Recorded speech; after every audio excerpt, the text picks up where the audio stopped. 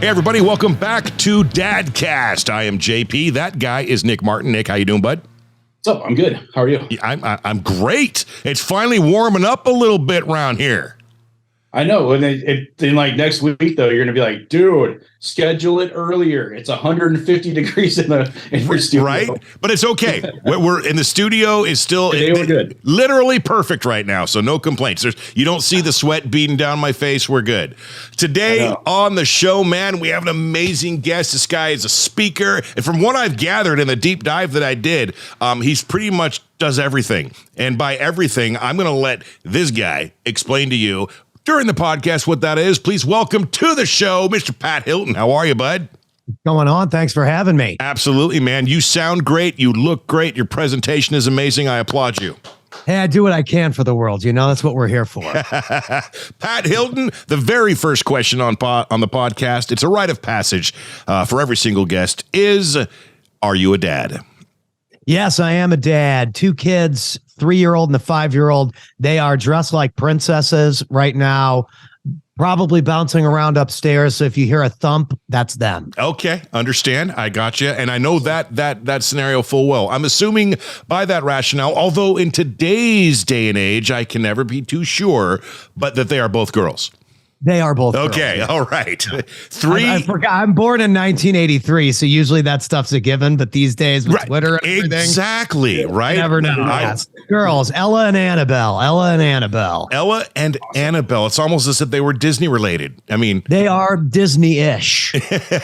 They're Disney-ish, but like with like a splash of WWE. Oh, okay. Explain that they're one. They're jumping off the couch at 6 o'clock and 7 o'clock in the morning and rough housing and wrestling and whatnot, and pulling each other down, and it's wild. This is not a easygoing household. I mean, we go toe to toe around here. I love it. That's awesome. Nick's got that in common. He had his what was it? Your 832nd child 2 years ago. Yeah. Okay. No, well, yeah, then 833 3 months ago. Right. Yeah. I'm a glutton for punishment. He's just pumping them out. Right. And that kid loves Somebody's got to populate the world. Yeah. Yeah. He said he was going to do it. F him. I got this. Then do. But so yeah, Nick actually it's 7 kids. He just had a brand new baby girl about 3 months ago, and baby boy is about 2.5 now. 3? No, he's going to be 3 in 2 weeks. Wow. Yeah, dude, and they're starting to wrestle now. It's crazy. Like she's a trooper. She's 3 months old, but she holds her own. We'll be sitting there and watching a movie, and then out of nowhere, she just like kicks him in the face. It's like, yes, that's awesome. I love it. Pat Hilton. Sorry, That's Nick. what we need more of in the world. Pat Hilton approves that. Well, if you're going to mention my name, Pat Hilton approves that. And he's talking to the third person, man. Perfect. I love it. That's right. Pat, tell us about who you are and what you do. Cool. So I am a MC. So I travel around and I host events, make announcements, introduce people, and I'm usually the first speaker of the day at events and stuff like that. And so I also run a social media agency, and people always ask me, well, what does that mean? About 10 years ago, I was making funny song videos with my guitar, and I would have a little bubble in the corner of things that I would sing about. One of those things ended up being Grant Cardone one day, and Elena, his wife, messaged me and loved the video. And so that video essentially got me the attention of the Cardones and booked at 10X Growth Conference in front of 10,000 people. So I performed in bar corners for 15 straight years, 7 nights a week, entertaining people, and then jumped on stage at 10X GrowthCon and just absolutely lit that place up, and never played a bar corner again. I've been the business conference guy ever since. And so I've kind of pivoted into more of like a speaker host type role, because it's more of like an authority position rather than just the goofball on breaks. Right. And social media, we took that strategy and that formula, and we build strategies and video strategies and creative for a lot of top entrepreneurs and influencers. And here we are. Who, if you could name the top influencer you've worked with that should be immediately recognizable by name, who would it be? Like Gary Vaynerchuk. All right, there you go. So I've spoken on stage with Gary. We've done some content for Gary that he's shared and done a couple of events together. And yeah, it's a lot. Brad Lee is another guy I work with. He's got millions of followers on social media. He's hilarious. Runs a company called Lightspeed VT. They do virtual trainings for Tony Robbins, Damon Shark.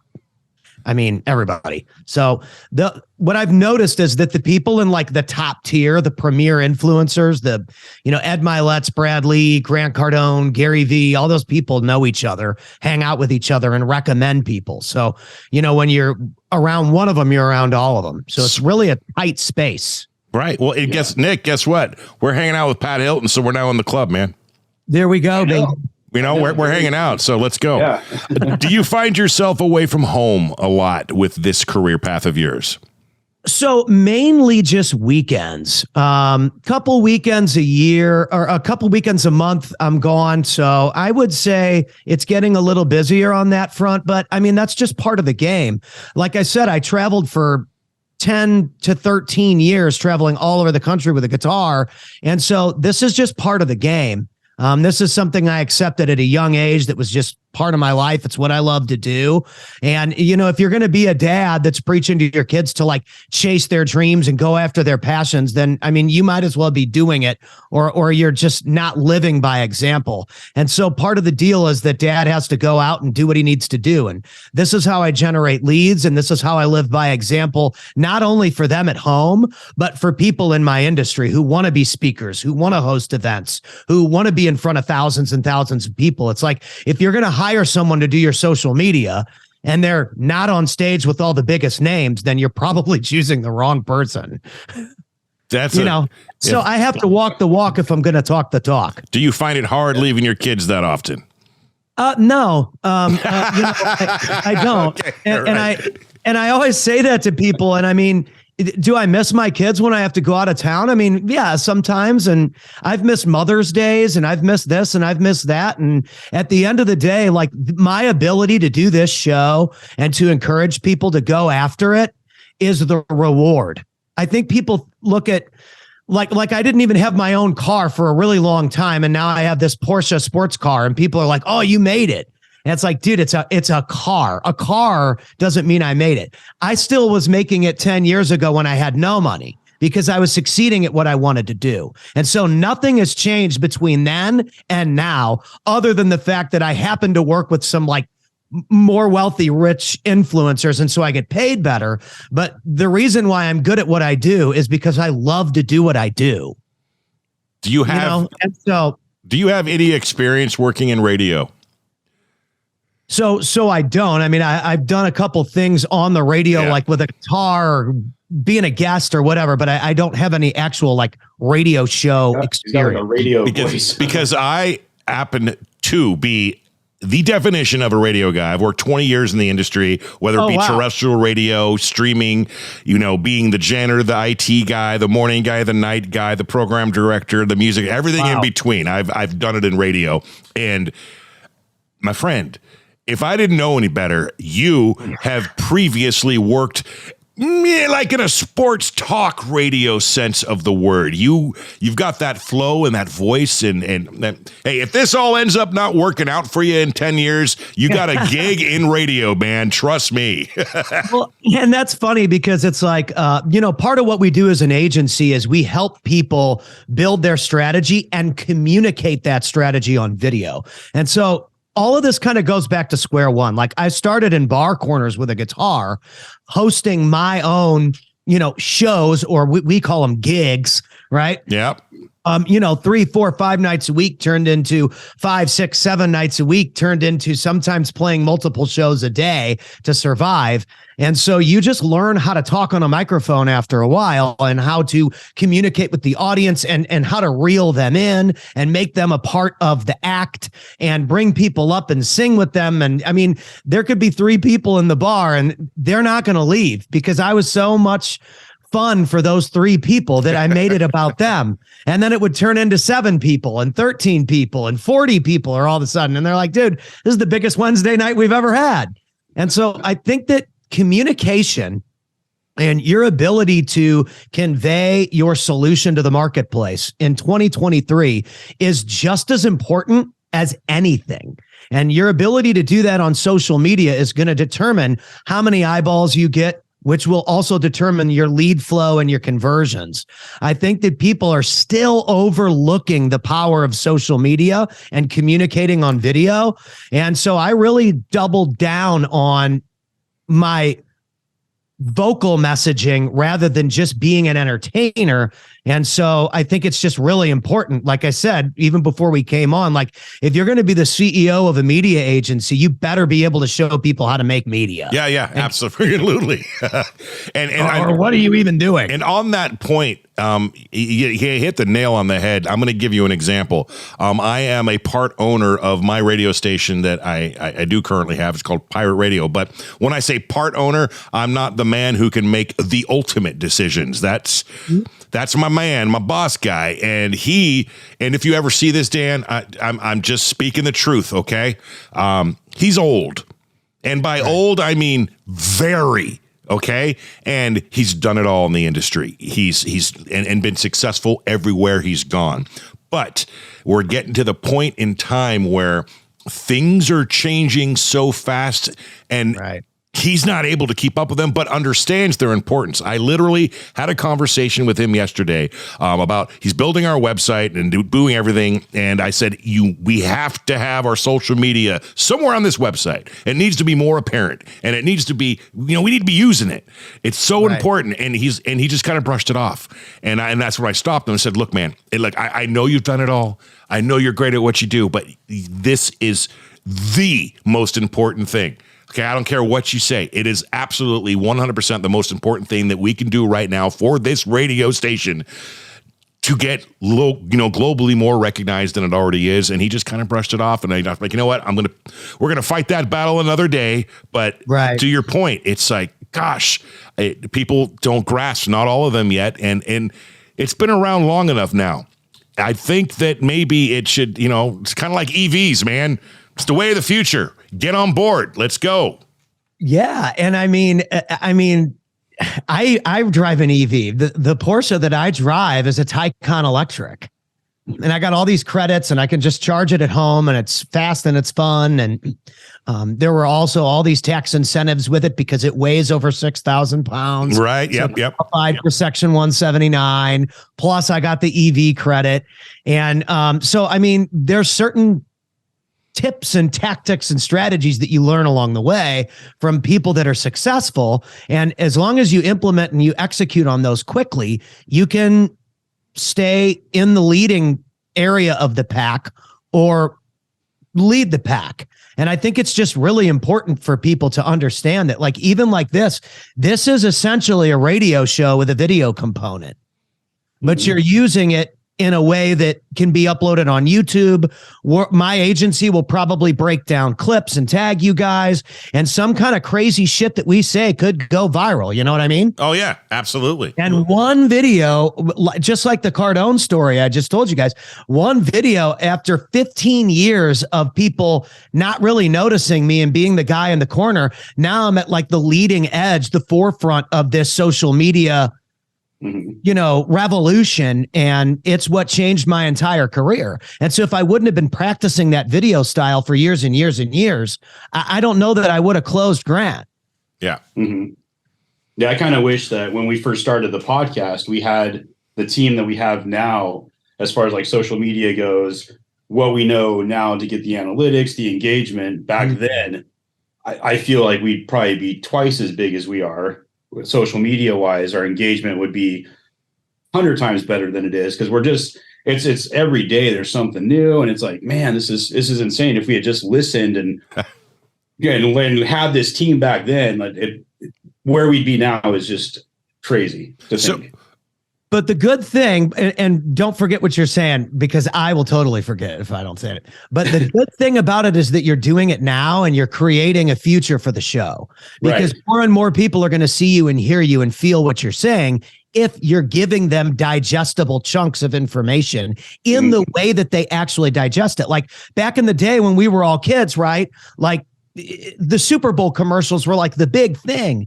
Well, now during the Super Bowl, people are on their phone the whole time. No one even watches the game. No one even pays attention to the commercials. And the best commercials show up on Twitter 20 minutes later anyway. Right. Or the day before. Dude, the whole game has gone to this viral component of communication. And so it's just important for people to understand that that's the way people communicate in personal and in business. And it's just like, you need to be using this technology. If you were to define, as we speak today, and you have to pick one, okay, Twitter, Instagram, Facebook, Snapchat, TikTok, whatever, what's the biggest, most important one to have and be successful? So I would say Instagram. Okay. 100%. But it sounds to me like there's but. Yeah, so there's a but. So I close more deals on Facebook, but that's not what you asked me. No. You asked me what's the most important one. I think if you say, follow me on social media, the first place people go is Instagram. Mm-hmm. Now, I personally close more deals on Facebook than anywhere else. I personally know you can make more money on YouTube than anywhere else. But that doesn't mean that I don't think that if you don't have an Instagram, you don't exist. Yeah. And that's so. Again, here we are. We've completely skewed away almost immediately from the dad talk. I am going to come back to it, but since we're on topic, part of being a dad. Listen, we're talking about entrepreneurship, success, business, getting on stages, being an MC, being a radio host, and we can do it all from our own home. Right? I don't have a fancy. I'm not at NBC studios spending money right now. I'm in the comfort of my own home making connections, and we could potentially use what we're filming to convert more deals in our business. And so if you're a dad with a business, I think this is applicable to everybody. I mean, if you want to get out there and really do it with Gary V and Uncle G and, Ryan P and whoever else, Brad Lee that I work with, like I've literally done it, and I did it out of an apartment corner. So anybody out there can get the right attention and convert. Yep, absolutely. No argument there. So on our social medias here, yep, everything it's decent except YouTube. And it's not horrible. I mean, we're over 10K subs, but YouTube is tough. Damn it, it's a fickle bitch is what it is. Weird. I need that plaque in my life. I need that first 100K subscribe. I'm going out of my mind. If there was one of those on the other platforms, we would have had them already. Right. What's your advice then? If you were to apply it to us, here it is, some free advice, because I'm taking advantage. Well, we got Pat Hilton on here to get our YouTube to 100K as fast as possible. So I would use YouTube Shorts. Okay, doing it. My whole strategy has always been based around what I already described as like the Super Bowl approach, where it's 15 to 30-second videos that are really engaging, that are funny, that are fun to watch, that are digestible. And you just pump those out every single day, 2 times a day or 3 times a day, if possible, because you only need one of those to connect big for them to go and watch and listen to all your shows. So with YouTube strategy, and this is why there was a but in my answer, with a YouTube strategy, you can utilize the Instagram like offense of 30-second short form videos, or they call it reels on Instagram, but they call it shorts on YouTube. And all this was stolen from the TikTok vertical format, which was stolen from the Snapchat format originally, right? So there's a history there. I just explained it. Yep. But short form vertical video that you can watch just like this with captions on the screen. Let me pull up a client. You want to have words on the screen because people don't even listen to the video. They just read the words. So you got to make sure that you have captions on the screen and see it like there's animations and all that shit. Yep. You got to have all of that. I would do shorts 2 to 3 times a day, every single day. And then I would have links to whatever episode that came from in the description so people can go watch the whole show. Because if you get one of them that goes bonkers and then they go and they start to binge watch the channel, your channel is going to go whoosh. It's going to go wide. And people are going to sit there and your watch time is going to go bonkers. And watch time is how you get paid. Shorts are how you go viral. Okay. And there's no stepping on a previous post. Like I post this one and then I post another one, 3 hours later. That's not going to, oops, the last one I post now doesn't. Because so what I found with like my research on YouTube, it's completely different than like Instagram and Facebook where you need to post a certain time. YouTube is like boom, boom, boom. And eventually, like I posted 5 shorts on my fitness channel one day. 4 of them got 4 views. One of them got like 12,000 views. Yep. So it's really weird on how it works. And the one that got the most views was the worst one. It was like, yes, a lot of it is based on what people are searching for, what people are already watching. What they're searching for is based on what their interests are. What they're watching is based on what's actually trending. And number 3 is like SEO. So you could post something right now about fitness, right? Like you said, don't use this type of oil in your cooking or whatever the bad oil is. Can't think of it right now off the top of my head. There's a bunch of them. And then 6 months later, that video gets 400,000 views because NBC does a special and you pop up to the top of the SEO and you become the most searched video for that oil that you're not supposed to be cooking with. So sometimes there's a delayed gratification with YouTube, whereas TikTok or Instagram or like Facebook Reels, generally, if you're going to go viral, it happens within a week or 2. Yeah. Or it doesn't happen with that video. Right. YouTube has a lot more long-term play for your videos. All right. There you have it, Nick. I just got to stop doing the other job and start pumping out videos every day. Or, you can do it. I'll just send you videos. You just put the captions on and load them. I'm just giving you access to the account. Okay, screw it. All right. Whatever. And so here you go. So if you wanted to do a bunch of those types of videos and you didn't, even if I'm all about giving people the correct information too. You can hire an agency like ours if you have a budget, or if you don't have a budget, you can just buy a program like Descript and you can start cutting out little chunks and adding captions to those. It's going to look a little bit more basic than if it's done by a high-powered agency, but it's going to be good enough to where you could pump out a lot of short vertical videos. Yeah. I think Descript is the best program for beginners to pump out short-form content with captions. Okay. There you have it. And don't use the built-in caption feature. I mean, dude, the problem I have with it is it just looks cheap. Yeah, I agree. And so that's my biggest thing too, presentation. Here's a lesson I learned from my buddy Brad Lee. Brad was the guy that I met at Grant Cardone's event that told me to stop doing the guitar thing and to be a host and an MC, because being a host and an MC is going to get me paid, but being the break guy is just going to make me the goofball on the breaks. I'm not going to make any money. And so what he told me was, dude, the way that you present yourself has to look like you're on the poster, because right now your biggest problem is that you're not on the poster. You're not a featured speaker. You don't get to talk about your company. You're just the guy that goes up there and sings funny songs on the breaks. So if you want people to come across your stuff and you want them to take it serious and you're using an auto caption feature, it just looks cheap. And so it's just like anything else. If you're auditioning for the NHL, you might have great talent, right? But if you're going up against somebody that's got the killer reel, you might lose the deal. Yep. All right. And so you want to make sure that everything that you do, from the way that it is sequenced to the way that it's edited to the way that it's presented with the captions, that it at least looks as close to professional as you can. And that's why even if you cut out the clips and pull them into Descript, at least it'll look pro.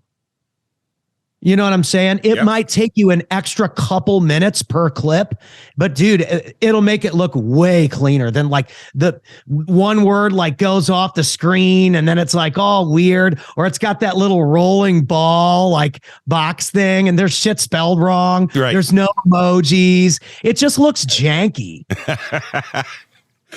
You know what I mean? Write that down, Nick. All right. Like even Will Smith in the movie, remember the movie where he's broke and sleeping on the bathroom floors and shit? Oh yeah. Pursuit of Happiness. He still shows up with a suit on. Right. Mm-hmm. Well, dude, if he showed up with a Harley Davidson t-shirt on, they'd have kicked him out of the office. He never would have got the job. So it's like, you got to think about that stuff. As shallow as it might sound, when I started dressing better at events and started being a host and looking like I belonged on the poster, all of a sudden I was on the poster. So I'm not getting rid of the Mystery Machine t-shirt, Pat Hilton. It's not happening. I think you should totally wear it because that's the branding of the show. But when it comes to your captions, right. Add some Mystery Machine shit to that clip. Scooby-Doo should be jumping off of my head and bouncing and flipping off of him and all this kind of shit. There you go. Then people will be like, oh, dude, that was dope. Fucking Scooby-Doo jumped off his head. And now all of a sudden we went viral. So there's nothing wrong with branding it as you. Right, you just want to look as entertaining and as energetic as possible. Good stuff. All right, man. I told you, we're flipping script. I'm so pumped up right now. Look at Nick. Go do some push-ups, man. Just calm down. I'm going to take you back 5.5 years ago, Pat. And there was a conversation, and somewhere in that conversation, somehow, some ways, it was brought to your attention that you were, in fact, going to become a dad. Do you remember that day, and what were the emotions? Yeah, so my wife and I had a little conversation about having kids, and so we were trying to, get pregnant. Mm-hmm. And so, it didn't take long. It took a couple months, and she was like, "I'm pregnant." I'm like, okay, awesome. And then, anyone who's a dad knows that conversation because your whole life, you start examining your life. Yeah. And that was when I was like, well, dude, I better do something to make sure that I solidify myself as like the best guy in my industry at what I do. And I had already done a couple of business conferences with the guitar and done some breaks and met, Sean Whalen and, Guy Mark Evans, who I'm still friends with these guys now. And those guys always believed in the concept, but I hadn't really proven it on a big enough scale to where I was going to be able to support a kid and a wife and a family. Right. And so that was when I really started to kind of pivot and start to attack that entrepreneur, that little hole that I saw in those conferences of really dry environment. It's kind of boring. There's nothing exciting that happens in between speakers. The people, they get up and they leave when the speaker that they want to see isn't on stage. What can I do as an entertainer to insert myself into the lineup and spice things up? And that was when I started to make these advertisements for, Grant and Elena and these people. In fact, when I got Grant and Elena Cardone's attention with that one video, I was asking them, can I play at the event? Can I play at the event? So this was 2017 and our baby was due in November of 2017. And my wife and I literally drove to Vegas to an event that Elena was speaking at, snuck past security and closed them in person at that event. Drove there from San Diego to make sure I shook his hand and closed that deal in person because he wasn't telling me no on my idea, but he wasn't telling me yes. And so I think that there's this critical window of when you're expecting the baby and the baby comes, that you've got this critical window of time where you need to take as much action as possible to try and position yourself for success around the right people. And when I went and I played that job in February of 2018, I took our only car to Vegas to play at 10X and left my wife and the baby with a baby seat at our apartment and played that gig with our only car in Vegas and didn't even know I was going to pay the sales tax on the hotel. Oh. I just went there and shredded that place. And like I said, that's where I met Brad. So I think that you put all this sacrifice in and you go through all this and you put in your 10 years. I think people think that success happens overnight these days. It just doesn't. It took me 20 years to finally starting to kind of pivot and turn the corner like I am now. And I just don't think people should be afraid of that. Be willing to eat shit and struggle because that's how you're going to get good. There's no way you're ever going to get any good at anything if you're not willing to fucking eat the dirt. And there's 100%. Our clip. Yes. And that's also a new bumper sticker right there. Yeah. Yeah. What is it? I got to back up. You got to be willing to eat shit for 10 years or something. Yeah, you do. Everybody thinks that you're just going to be, eating, gold-plated sushi and rolling around in the rollies and all this kind of bullshit. It's just not reality. Most people are not in the 1%. Right. That's why they call it the 1%, man. 1% for a reason. and it doesn't come from not doing the 99% of the work that other people aren't willing to do before you get into that 1%. And so if you're unwilling to do that work and you're unwilling to go all the way to close those deals and you're unwilling to put it all on the line and go out and perform for free, Grant Cardone didn't pay me for that opportunity. He gave me the time slot, gave me the opportunity to capitalize, and whatever I did with it, I did with it. And that opportunity gave me that one handshake with Brad that gave me the advice that created like the MC and the agency persona that you see now. But the only reason why it worked is because I asked the right questions in the right situation. So this is a combination of all these different things. But it all comes down to if you are going out and communicating with the marketplace in the correct way, you're going to get the opportunities that you need to ask the right questions, get better, and get the results. He is Pat Hilton, and he has turned that sumbitch corner right there. It's working. Dude, I'm just listening to everything you say, and it's impressive. And I just want to say, I don't say this very often to guests, but I feel very, very, what's the word? Not privileged, not honored. I guess we'll just go with stoked to have you on our show. I appreciate fortuitous. That's a good word. That is to be on here. Hell of a word. It is.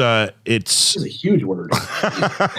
No, man. It's just listening to some of these things. I mean, a lot of the advice and things you said, it's like we already apply. We're pretty gosh darn good at knowing it. And that guy over there, Nick, he's a social media freak. He's tenacious. I call him the tenacious one because of it. And I love that. I get it. I know social media is important. I know we got to do it, but I don't like doing it. I'm more of the behind the scenes editing the video guy, and then I'll give it to Nick, and then you go do the posting and whatnot, and I'll be the guy that goes up on stage and meets everyone and blah, blah, blah. That's the, you're saying you're an MC, man. I've been doing that for 20 years, opening up concerts and whatnot. It's that feeling of thousands of people just, rah, they're not necessarily screaming for you, but you're on stage and, you're that first guy they see before that show happens and they're just ready to go. It's a feeling like nothing else, man. But anyway, thank you before we even go further for being on the show. And congrats for you putting in your 20 years. You know what I mean? Because I think you said something important there. And anybody that's listening to the show or watching you guys, it's like, look at how much time these guys have put in to bring you this value. So, you got to respect that. Yep. I appreciate that. Like we're about to turn that corner too. Like we've only been doing this for almost 3 years, but it's like we've been grinding so hard, and like we're learning the right ways to do things, and we're willing to learn, where there's a lot of people that do this stuff that are not willing to learn and take advice and take constructive criticism or whatever. And we're willing to do all that. And it's finally like, man, we got a distribution deal through Believe where that's finally happened. Our social media is turning around, where the engagement's going through the roof. We're making bigger, better connections, and it's the guests are getting bigger and better. So it's a really cool feeling to see, like, okay, this could be a really, really big deal. And at the end of the day, we're passing on a positive message to parents and dads of like, hey, kick ass, do something cool, show your kids that you're not afraid to try. And, I do that every day with Dadcast, with my side stuff that I do. I manage bands, I do fitness stuff. And like, I want my kids to know, hustle, get your ass out of bed, do something, and good things will happen. On that exact note, Nick.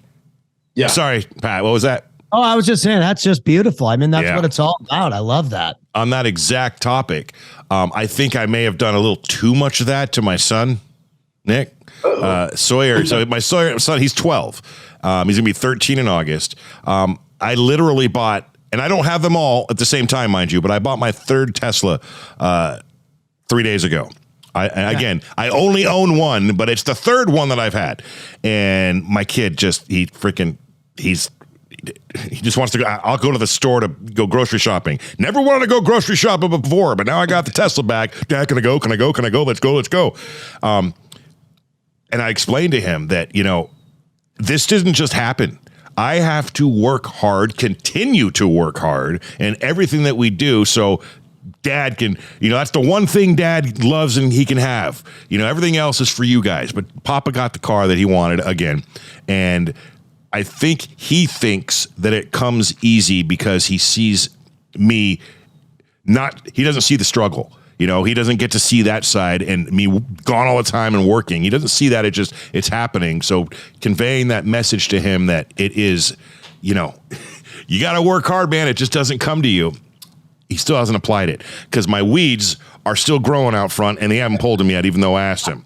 So it's funny having like multiple kids too. Like my 20-year-old that works for Dutch Bros. This kid gets up, works his ass off, worked his way into a management position with Dutch Bros. Has his own stand, makes more money than I ever made at his age. It's just insane. My 16-year-old is the laziest kid I've ever met in my life. And he's like, Dad, can you go get me some lunch? Can you go buy me a breakfast burrito? I'm like, dude, get up, go walk to the kitchen, go make a breakfast burrito. There's eggs, there's tortillas. It's just easier to go buy it, Dad. I'm like, oh God, what did I do wrong? But that's just you didn't, because look at the 20-year-old. Yeah. And then, my 25-year-old, same thing. He's in the Army, just hustling. My 18-year-old daughter, even though she doesn't talk to me too much, she's still kicking ass. It's like, okay, this is cool. I've got 1 out of the 7. That's a pretty good success rate. And don't worry, man, that baby girl of yours, you still got time to mold her right. Yeah, she's only 3 months old. So your kids, man, 3 and 5, the Disney Princess Warrior wrestlers, we would like to give you a bit of a warning and a cautionary tale. Let's do it. Yeah. Watch out for 12 and 13 and 14. It's all over. There's nothing you can do. Okay. There's going to be rebellion. There's going to be independence. There's going to be nasty words that you don't deserve. Even if you're the absolute perfect dad in the history of all dads, for whatever reason, those girls, they turn on us. And Nick's in the middle of it. My oldest is 18. I'm still in the thick of it. My baby girl is going to be 10 in 2.5 weeks. And thankfully, she still loves me, But you got 3 more years. Yeah. We'll see. I'm going to see if I can turn the tide, man, and change it with her. But I'm not confident in this. So I guess the moral of that little story is, Pat, is you got 10 more years, give or take, with the oldest before things start turning. And then you could come back to this episode 8-9 years from now and say, I told you so. They told me. And the funny thing is I was actually a middle child between 2 girls as a kid. So I have witnessed the fury, and the hatred and the anger and the mood swings and the middle of the night frenzies that come with, teenage girls, because I grew up with 2 of them. And the older one, my older sister, Carrie, God bless her soul. Here we go. Was so difficult at home, but was so perfect in public. So no one actually knew, like, the wicked witch of the West that I witnessed at home. All they saw was Dorothy. Right. And then you try to tell your friends or family or whatever, and you're the asshole, right? I'm like, yo, dude, this is totally fixed. Like, this is not the real person. You know what I mean? Like, there's no place like home. That's never been said ever until right now. Did she eventually turn it around? Are we all good now? She's way cooler now. I mean, but it was, being the only boy, that much estrogen. It was. That's what my son is stuck with right now. 18-year-old older sister, 9-year-old younger sister, and he's 13 almost. That's rough. You poor kid. I feel for you. All right, he's in there somewhere. Man, wow. Mm-hmm. Well, Nick. Hey, Nick. So we got a thing I used to do in radio. It's called the Fast Five. Nick, did you put together a Fast Five today? I got one. Okay, so Nick, he does the Fast Five. I think you can gather what the hell it is. Let's go. Let's do it. If you could have a billboard with anything on it, what would it be and why? If I could have a billboard that like represents me or anything, anything you want it to represent, what would it be? Anything? You see that smug ass look he just got? I answer what you thought. Come on. I saw you think something, but I mean, I would say don't vote for Joe Biden in 2024. Whoa. I'm just gonna. That's the first thing that came to my mind. Man, we don't get political too often. Man, finally. Popped in my head. I live in Texas. There's like 20 gazillion people at the border. Title 42 is about to end. They're going to let them all in. And you're like, what would you have on a billboard? And I just saw Brain Dead Joe and just came right into my brain. Oh, there's another clip. Oh. That's the first one I'm making. I ain't kidding. All right, Nick, let's go. In my head. No, you wanted me to be honest. That's a good answer. Go. I love it. Yeah. Okay. So what is your biggest parenting fail? Oh, my biggest parenting fail. So this could be this is a fail that I thought was a fail, but I think is going to end up being a win, but I'm going to go with it anyway. So there's like a little store called Five Below, right? And we take our kids to Five Below and we've bought way too many stuffies, right? Little stuffed animals, little $5 stuffies, $3 stuffies. There's literal bean bags full of these things. Now, I thought that this was a big, huge, like fail for a minute, but I think that as I get older, I'm going to look back at all those stuffies and consider it a win. But right now, my kids are spoiled brats and they want stuffies all the time. So. Oh, I hear you. My son wants it. This is another one of those. Let's come back to this in 9 years. Okay. Yes. I'm going to be like holding their stuffies, crying. Yeah. So mine is we turned my 2-year-old Coco Melon to Disney's Cars, right? Ah. Now he has every freaking Disney car toy that's ever been made in the history of Disney's Cars. And dude, it's just insane. Anytime we go to Walmart, it's like, Dad, I need a new car. Nick, like, bro, you have all of them. You got to buy 2 of everything you buy and keep the other one packaged away. I have 4. Even the one, remember that video I did with the one that has balls on top of it? You mean it's brains, man. They were brains. How many Lightning McQueens can you drive at once?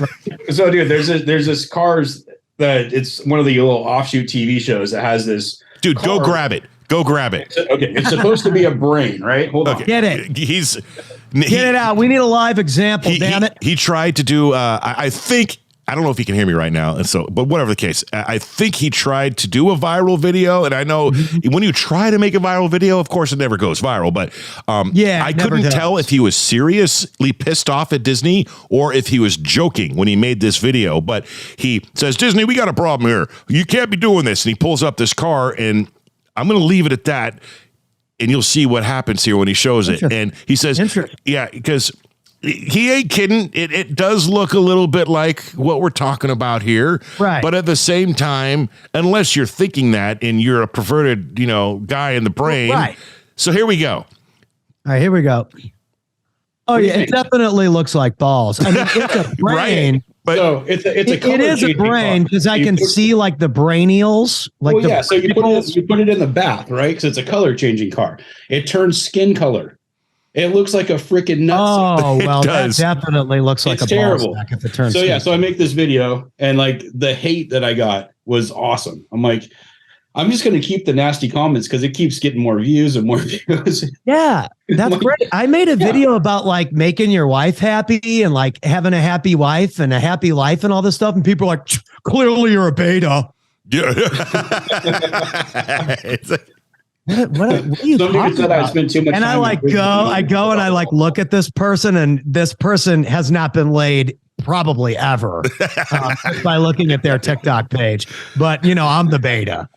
Oh gosh, social media warriors. They drive engagement like nobody's business. Love it. Yeah. All right, Nick. Sorry, man. So I think we got through 2. Number three. Okay. What's your biggest parenting achievement?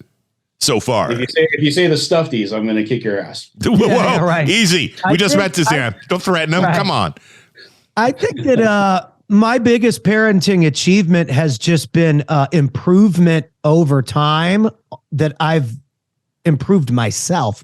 So like when we first had Ella, our 5-year-old, in late 2017, like she didn't even have her own room. She was in a little pack and play, sleeping next to our bed in a 1-bedroom apartment in California.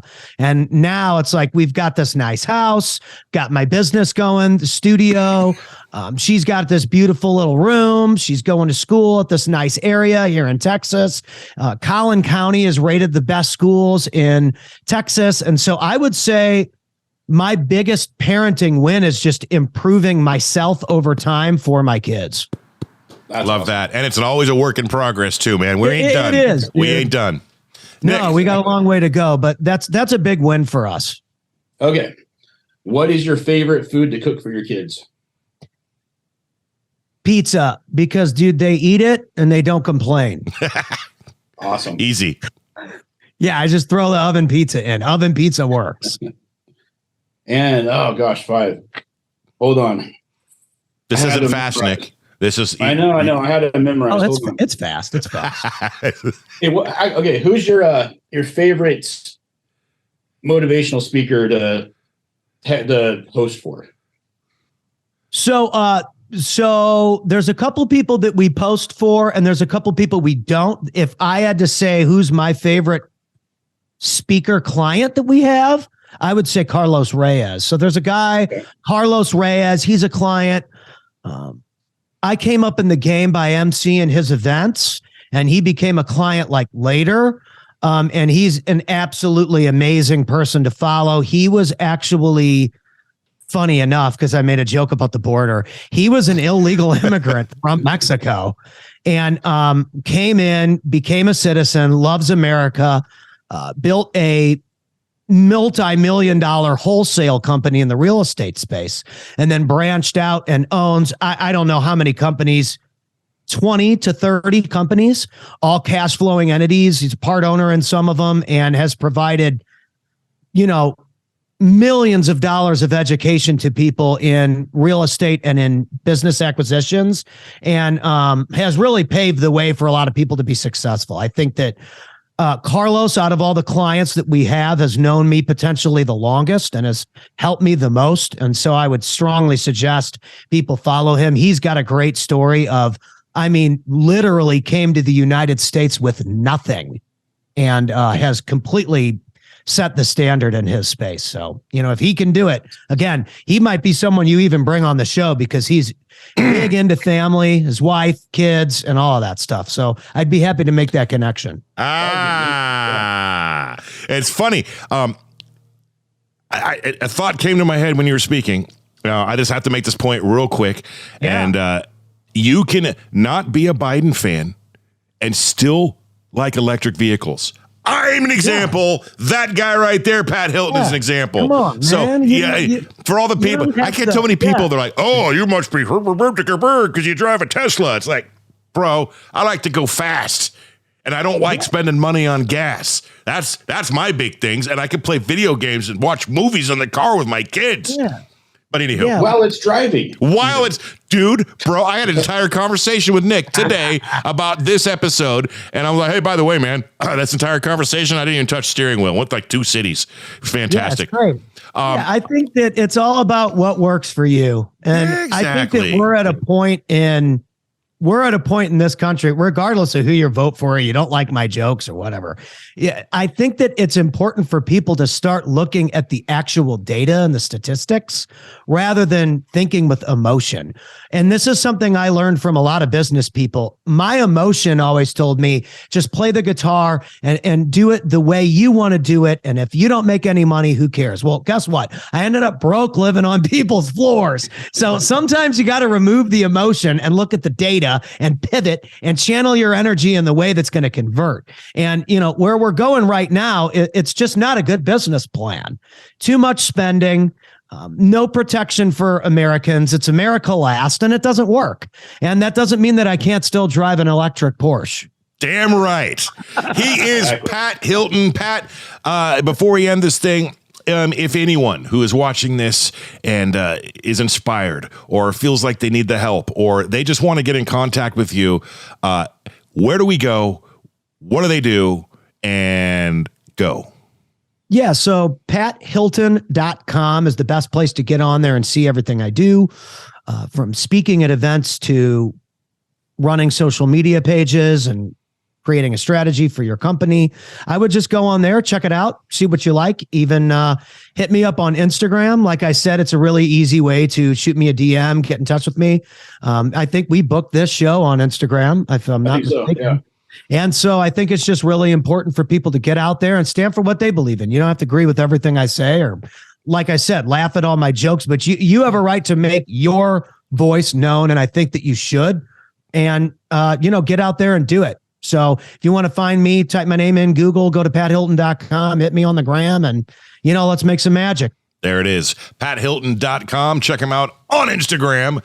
All right, man. So the final question, I like to consider it the most important question I ask on this podcast. That is debatable, but here we go. If you could impart any wisdom to any brand new dad or soon to be dad, what is it going to be in the mind of Pat Hilton? So I would just go back to the 101 that I started with, and that's that if you want to be successful at anything and you want to show your kids success, then it starts with you. Whether that's like you were saying, Nick, with fitness, or, JP, you were saying with your radio career, these are gentlemen that are going after something. They're pursuing it. They're putting time in. They're not looking at the money, they're looking at the result and the skill set that they're developing. And so, if you're a new dad and you've got a dream, dude, the clock is going to start ticking super fucking fast. And so you have got to execute. You've got to go for it, because 20 years from now, your kids are going to either look at you like a superhero or like a super failure. And it's just the way it is. And you've got to get up and you got to show them what you're made of, dude. There you go. So if you lack confidence, you'll look at that baby in your arms and find the strength to get after it. Great answer. He is Pat friggin' Hilton. Check him out at PatHilton.com. Hire him. Have him do your social media. Have him do your next MC event. Do what you got to do. Pat, thank you so much, man, for coming on the pod. It's been fun. I feel like we could probably go another 2 or 3 hours, but unfortunately, that's not how we're formatted. But, oh my gosh, Nick. I know it's next week. Do you have time on May 16th to jump on for 30 minutes? May 15th. Sorry, May 15th. And the reason he's asking is we do on a Monday. We do a Father's Day episode every single year. We try to get as many of our guests that we've had on previous in the year to do like 30, 40 blocks in this Zoom. And we just wish each other happy Father's Day, talk some shit, blah, blah, blah, real quick, meet some new people, some celebrities, some athletes, some musicians, you name it. And then we end it. And then I air it on Father's Day. We would love to have you be a part of that, obviously, with time allowing. Yeah. Shoot me a message and my calendar's got some time on that day. So let's figure something out. Yeah. It might be that whole connection thing too, man. You might meet one of these guys and, who knows? Maybe Sean Patrick Flannery's like, bro, I need your help. Yeah. It's a beautiful Did we get him on, by the way, Nick? Yeah. Did Sean respond? He has not yet. Okay. Get on that. No, we got Sean Cannon from Karate Kid. Yeah, that's cool. Oh, badass. That's great. Yeah, Mike Barnes, man. Karate Kid 3, the bad boy of karate. Anywho. I love it. I love that, dude. All right. To everyone watching, wherever you are, however you may be listening or watching, thank you very much. We appreciate you. Make sure you do all the things on social media. Like, comment, subscribe. If you're here on YouTube, we'd appreciate a sub. Come on, do it. It's easy peasy. Hit the button, and we'll catch you all on the very next episode. Once again, Pat Hilton, thank you very much. You the man. Thank you, guys. We'll see you all next week. Take care. Peace.